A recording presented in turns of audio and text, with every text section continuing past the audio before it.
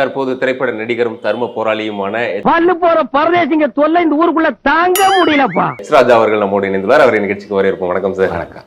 இந்த நாய் நக்கன மூஞ்ச காட்டுறதுக்கு என்ன பில்டப் கொடுக்குது பாத்தியா? இந்த மூஞ்ச நீ காட்டாமல இருந்துக்கலாம்டா.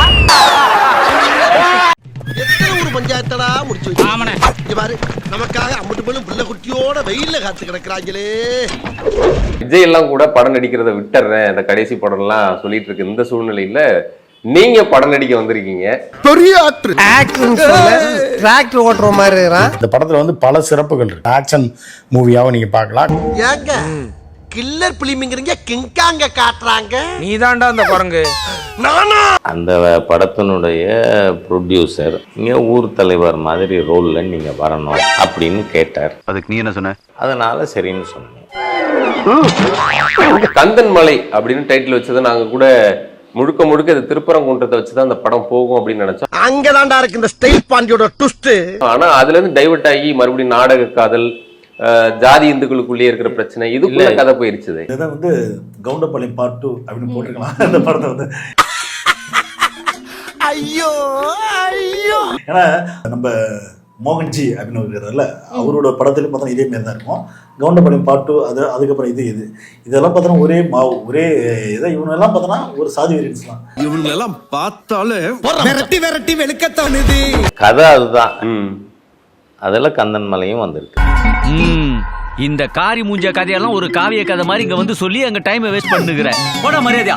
மத நல்லிணக்கத்தோட இருக்கணும் கருதும் அதுல வலியுறுத்தப்பட்டிருக்கு. ஏண்டா நாய, தமிழ்நாட்டை கூறு போட நினைக்கிற நீங்க எல்லாம் தமிழின ஒற்றுமைக்காக பாடுபடுறீங்கல்ல. அதனால இது வந்து எந்த ஒரு மதமோ சமுதாயமோ இல்லை, நியாயம். டேய் டேய் டேய், நீ யாருன்னு எனக்கு தெரியும், நான் யாருன்னு உனக்கு தெரியும், நம்ம ரெண்டு பேர் யாருங்கிறது இந்த ஊருக்கே தெரியும். நீங்க திருப்பரங்குன்றம் பிரச்சனை எடுத்துக்கொண்டாலும் இப்போ லேட்டஸ்டா நடந்திருக்கிற விஷயங்கள் நீங்க பார்த்தா இந்துக்களுக்கு மிகப்பெரிய அநீதி இல்லையா?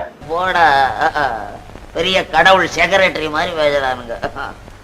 கடவுளை ஒரு இடத்துல கும்பிடுவான், ஒரு இடத்துல உதைச்சு தள்ளுவான் இந்த பயலுக்கு. இப்போ முஸ்லீம் தர்கால போய் தீபம் ஏத்துறதுக்கு ஒரு நம்பிக்கை, இந்து மத நம்பிக்கை நிலைநாட்டுறதுக்கு இவ்வளவு போராடுறவங்க, இந்து கோயிலுக்குள்ள எங்களை விடுங்கன்னு இந்துக்கள் போராடுறாங்க.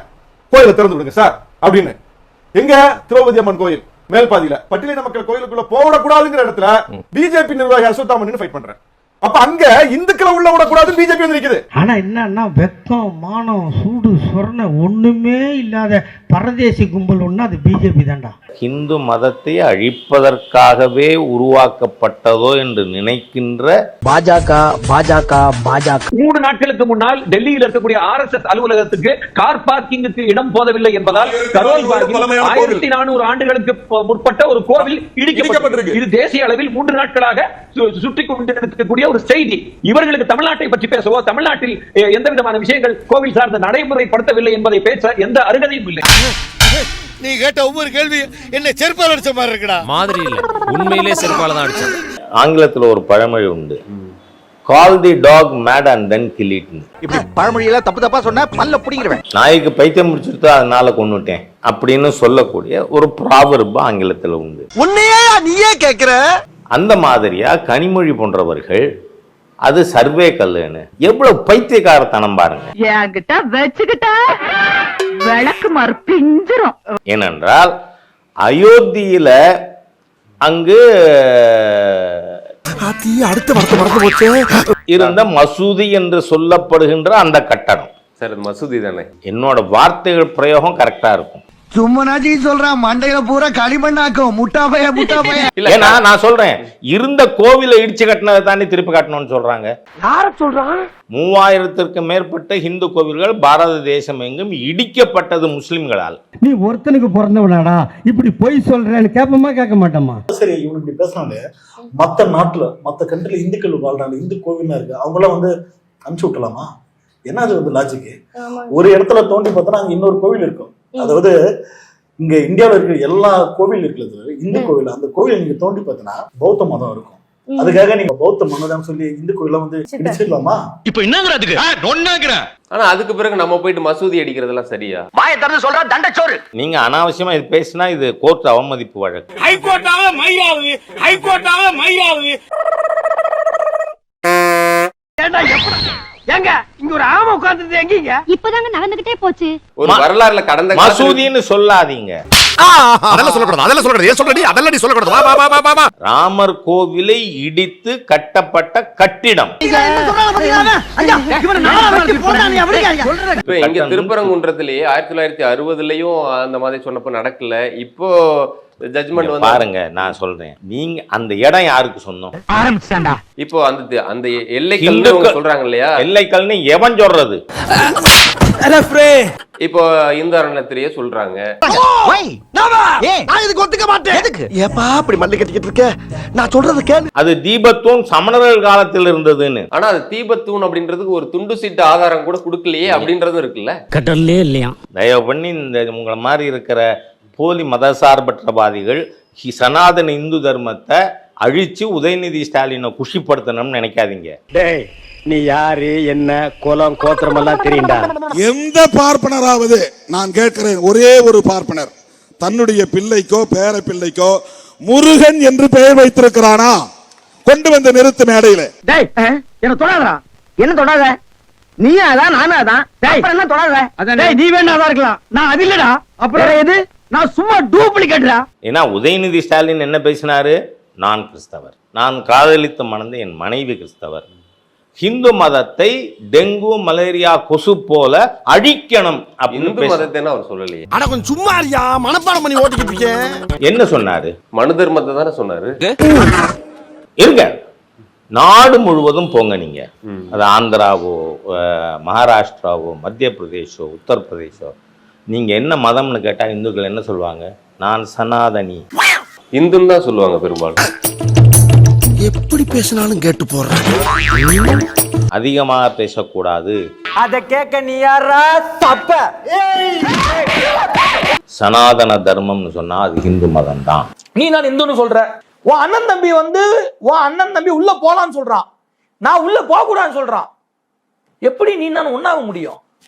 நீ நானும் ஹிந்துன்னு யாரை ஏமாத்துறீங்க? கேட்க தோணுமா தோணாதாங்க? ஆஹா, ஒண்ணு குடித்தாங்கய்யா, ஒண்ணு குடித்தாங்கய்யா. ஆனா இந்த திருட்டு திரவிடியன் ஸ்டாக்கு ஓவரா பேசுறாங்க, பாத்துக்கிட்டு இருக்கா? அட விடுறா, இதுங்க ரெண்டும் காமெடி. அதையா சார் திருட்டு திராவிடியன் ஸ்டாக்? ஆமா சார், நீங்க கொள்கையே இல்லாத ஒரு வெள்ளக்காரனோட கைக்கூலி தானே. ஆங்கிலேயன் யார் வெள்ளக்காரனு கைக்கூலியா? நான் ஆதாரங்கள் இல்லாம பேசுறது இல்ல. உன்னை பத்தி எனக்கு தெரியுமே, நீ ஆதாரம் வச்சு தானே போய் சொல்லுவ. யார் வெள்ளக்காரனு கைக்கூலியா இருந்தா? இந்த தீகா. I know. I know. I am your best friend. Okay, okay.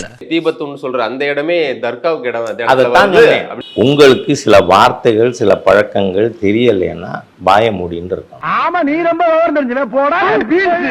Beach கொஞ்சம் கொஞ்சமா வரப்ப நகட்டி போட்டு நம்ம இடத்த கொள்ளையடிக்கிற விஷயம். ஏன் அப்படி புதுனி பள்ளி பிறந்தவனே? இந்த திரவிடியன் ஸ்டாக் சொல்றதை வச்சு நீங்களும் அளந்து விடுறீங்க. அச்சு விடு. தெரியுது, நீ மூடு. இந்த அறநிலையத்து மேலையும் சேகர் பாபு மேலையும் என்ன சார் அவ்வளவு கோவம்? 15 வருஷத்துக்கு முன்னாடி எங்க நெஞ்சில ஏற்பட்ட காயம் இன்னும் ஆறலடா. 15 வருஷமா ஆறலையா? சுகரா இருக்கு, டாக்டர் போய் பாருடா. சார், அறநிலைத்துறை என்பது தூக்கி எறியப்பட வேண்டும்னு நான் எம்எல்ஏ இருக்கிறதே பேசியிருக்கேன். அதுக்கே உன்னை செருப்பால் அடிக்கணும், கழட்டா. ஆனா வரலாறு தெரியாதவங்களுக்கு நம்ம வரலாறு சொல்ல வேண்டியிருக்கு. என்ன அப்படின்னா, ஒரு காலகட்டத்துல இந்த தமிழ்நாட்டுல இந்து கோயிலுக்கு போறவங்க பக்தி ஜாஸ்தியாகி நகை பணம் அது இதுன்னு ஏராளமான நிதியெல்லாம் கொடுக்க ஆரம்பிச்சிட்டாங்க. இதையெல்லாம் யாரு சுருட்டுவாங்க அப்படின்னா, கோவிலை நிர்வகிச்சுக்கிட்டு இருக்க அவாக்கள் தான் சுருட்டிட்டு போயிருவாங்க. இவர் ஐயர். சரி, இவர் என்ன சொல்ல? இவர் நல்லவர். ஓ, அவர் மட்டும் ரொம்ப நல்லவர்.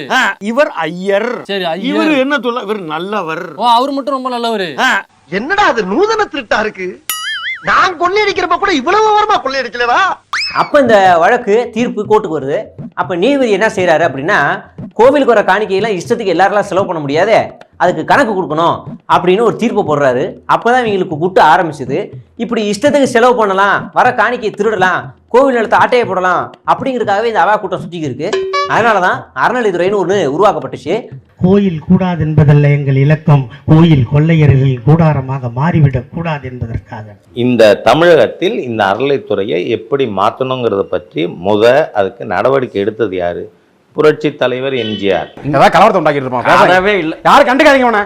ஏண்டா, நீங்க கோயில்ன்றீங்களே, அந்த கோயிலுக்கே சிசிடிவி கேமரா போட்டு காப்பாத்துறது எங்க அண்ணன் தளபதி. 156 கோயிலுக்கு கும்பாபிஷேகம் நடத்துறது நாங்க. அப்புறம் என்ன ஆரம்பிக்க வேண்டியதானே போயிட்டான் நெக்ஸ்ட் ஆஹா துண்ட தோல்ல வர்ற மாதிரியே தூக்கி போட்டு போறானே என்ன பண்ண போறானோ ஸ்டார்ட் பண்ணு